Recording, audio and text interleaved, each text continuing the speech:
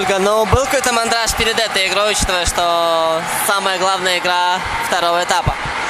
Мандража особого не было. Тренер нас правильно подготовил, дал установку. Перед этим отличные условия. То есть мы все выполнили, как нам сказали.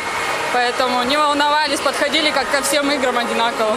Ну, вы все-таки воспринимали этот матч как главный матч двух этапов? Были у нас некоторые, конечно, такие. Это была решающая игра, то есть для финала.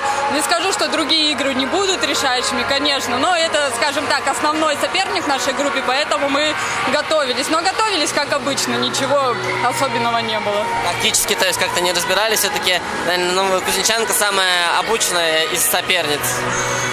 Скажем так, на каждую игру тренер дает установки. У нас разные задачи на каждую игру. Отрабатываем разные моменты, разную тактику, разные ситуации. Поэтому сегодня была другая тактика, не так, как в предыдущих играх. Завтра будет другая тактика.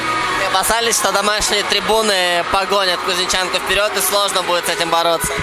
Скажем так, это им надо волноваться. Все-таки свои стены как бы проигрывать очень тяжело в родных стенах. Поэтому нам терять было нечего. Мы шли на бой, мы шли за победой, мы выполнили все сделали, все, что могли. На ваш взгляд, что основополагающим стало в этой игре? Дисциплина, выполнение всех установок тренера. То есть работали, как бы не покладая сил, выполняли все, что от нас требовалось, бежали, где могли, бросали, забивали. И по возможности, конечно, без удалений. Сегодня была в этом плане очень хорошая игра.